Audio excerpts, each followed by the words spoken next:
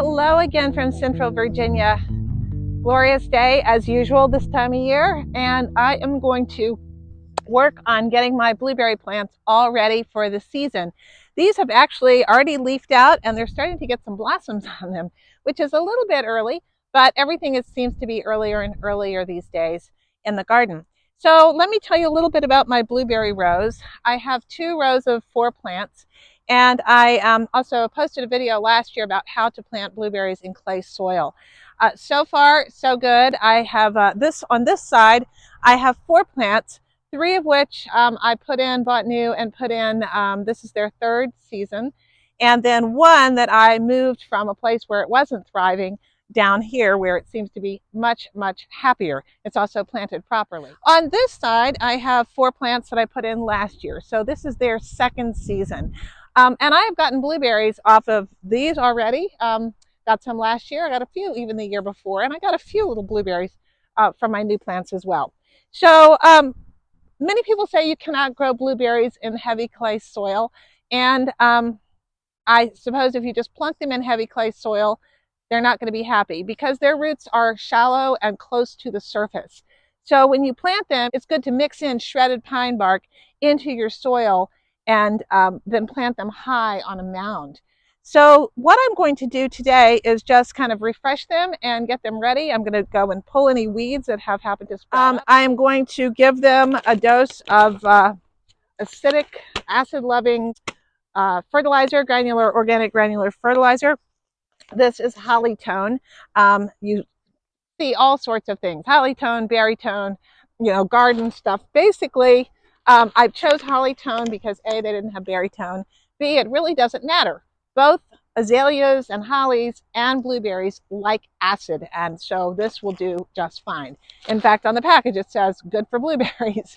So, I think it's a lot of just marketing and packaging in a lot of these things. All right, the other thing I'm going to do is give them an immediate drink of Neptune's Harvest, which is a nice organic liquid feed, just to kind of give them a little boost as they're really beginning their growth in this time of year. And then I'm going to top off the mulch with more shredded pine bark, which will help with weeds, and it will also help them get the moisture and the acidity that they like. So let's go ahead and get this show on the road. I am not pruning these at this point. I'm just really letting these plants establish themselves and get going.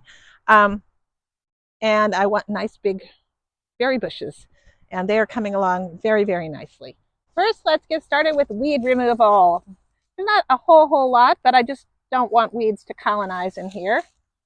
So first things first, weed removal. These wild onions grow absolutely everywhere.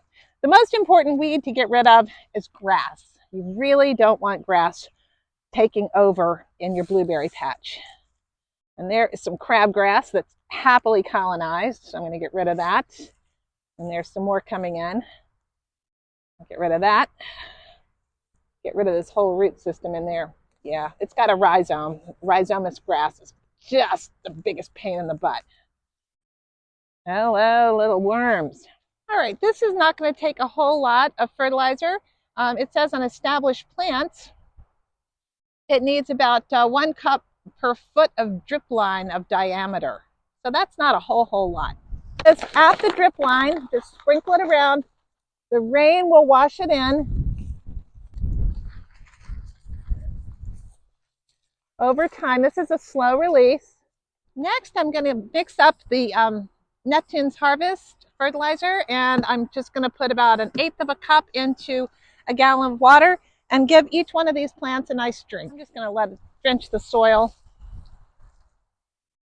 And the last thing is the pine bark mulch.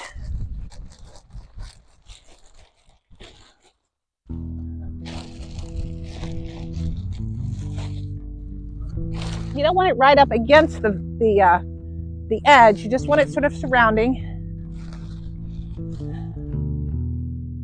Hey, thanks so much for watching today. I hope your garden is growing well and that your season is off to a good start.